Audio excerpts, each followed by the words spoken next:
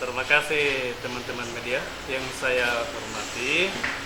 Pertama, saya selaku kuasa hukum dalam hal ini Zainuddin Ngawin, selaku terlapor yang merupakan dilaporkan di Kepolisian Daerah Sulawesi Selatan, yang mana bahwa klien kami ini selaku terlapor diklaim lokasinya oleh pihak lawan dan sebagai pelapor dalam hal ini adalah Andi Sarman.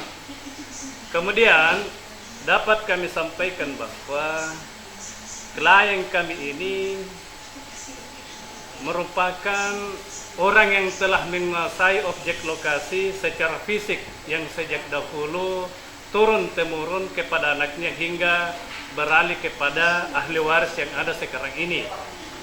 Kemudian saya selaku kuasa hukum menanggapi berita yang beredar sebagaimana yang telah diberitakan oleh pelapor bahwa klien kami ini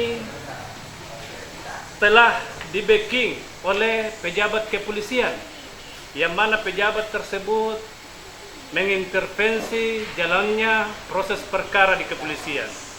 Dapat kami sampaikan bahwa semua pemberitaan itu yang disampaikan oleh pelapor tidak benar demikian.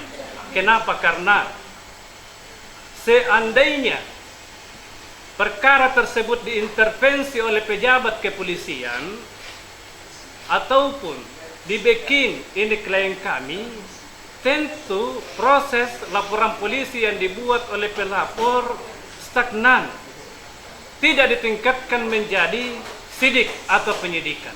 Namun faktanya demikian, yang terjadi pada saat ini adalah laporan polisi tersebut sudah dalam tahap proses penyidikan. Itu satu. Kemudian pada tahap proses penyidikan tersebut dapat kami sampaikan bahwa terkait klien kami ini melalui kuasa hukumnya meminta gelar perkara khusus di Kepolisian Daerah Sulawesi Selatan untuk meminta difaktakan ini legalitas kepemilikannya pelapor sebagaimana yang telah mereka klaim bahwa mereka memiliki sertifikat berdasarkan hasil lelang. Jadi pada intinya kami ingin menyampaikan bahwa proses hukum ini berawal klien kami sebagai pelapor melaporkan lawan tersebut dengan dugaan tindak pidana penyerobotan. Kemudian berjalan proses hukumnya tersebut, pihak penyidik menghentikan atau dalam hal ini A2 tanpa pemeriksaan yang secara utuh status hukumnya. Selanjutnya, setelah dihentikan proses hukumnya tersebut, kemudian pelapor membuat laporan polisi sebagaimana yang telah disampaikan oleh pelapor. Kemudian progres laporan polisi tersebut sudah dalam tahap proses penyidikan. Sehingga itulah yang saya sampaikan tadi bahwa kami meminta untuk dilakukan gelar perkara khusus, menfaktakan legalitas dokumen pelapor. Kemudian terkait dokumen pelapor tersebut itu perlu diketahui bahwa laporan polisi yang dibuat oleh saudara Andi Sarman menggunakan bukti legalitas hak kepemilikan berupa SHM nomor 698 seluas 5.980 meter persegi, yang mana pelapor ini peroleh berdasarkan hasil lelang. Kedua, bahwa yang diklaim oleh pelapor berdasarkan hasil lelang tersebut letaknya ditunjuk pada objek lokasi milik klien kami. Nah, inilah yang kami maksud. Ada beberapa warga SHM yang kami duga cacat hukum, yaitu SHM nomor 698 yang penunjuknya diperoleh berdasarkan surat keputusan Kepala Kantor Wilayah Badan Pertanahan Nasional, yang mana SHM itu tak dapat kami sampaikan, dapat kami tunjukkan. Inilah yang kami maksud. Teman-teman media bisa men-zoom supaya ini dapat terlihat jelas. bahwa di dalam SHM ini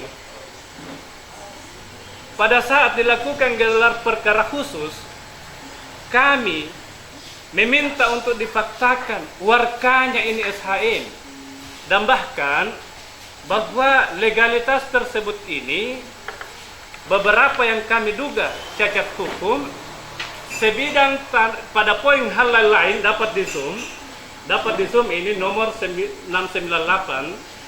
Pada poin hal lain, hak yang diminta akan ditentukan oleh pemerintah. Kemudian kami duga bahwa terkait terbitnya ini SHM belum ditunjuk letak lokasinya, sementara SHM ini sudah terbit. Itu cacat hukum.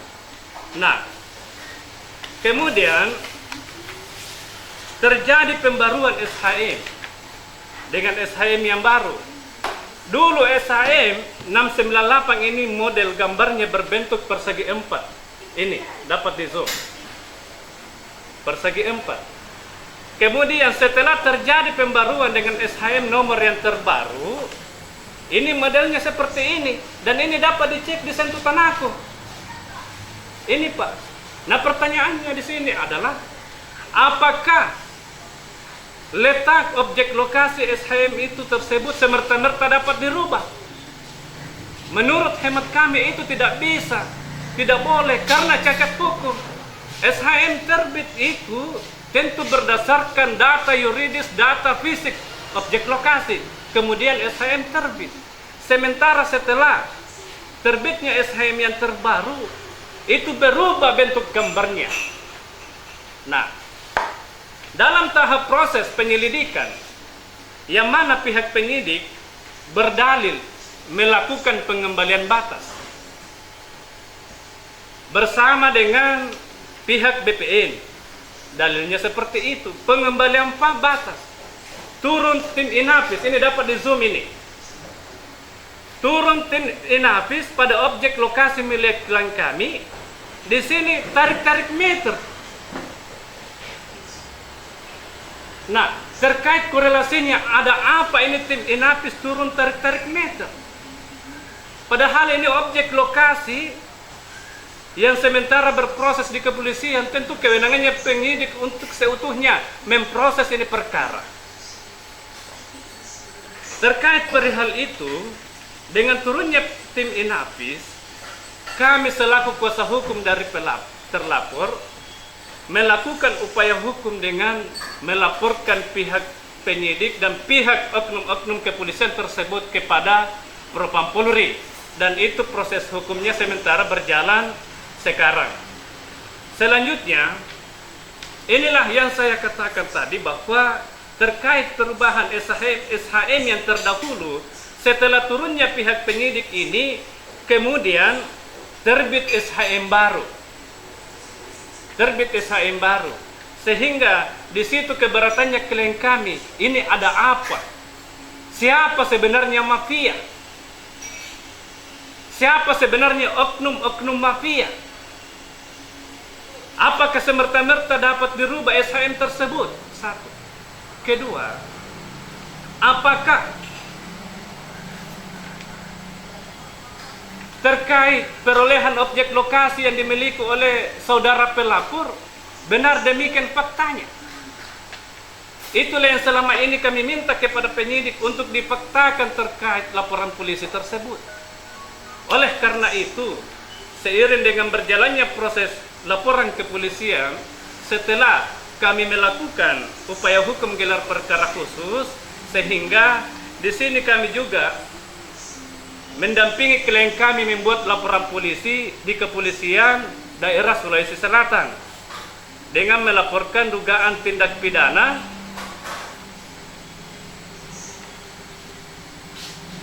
sebagaimana dimaksud di sini, dugaan tindak pidana sumpah palsu dan keterangan palsu Undang-Undang Nomor 1 Tahun 1946 tentang KUHP sebagaimana dimaksud dalam pasal 266 KUHP dan atau 263. Tindak pidana kemudian sebagai terlapor dalam hal ini berinisial AS yang mengklaim objek lokasi milik klien kami oknum berinisial AS alias YG sebagai juru ukur dan inisial AB sebagai kepala seksi pemetaan yang terjadi di Moncoloe, Lapara, Kabupaten Maros, Provinsi Sulawesi Selatan.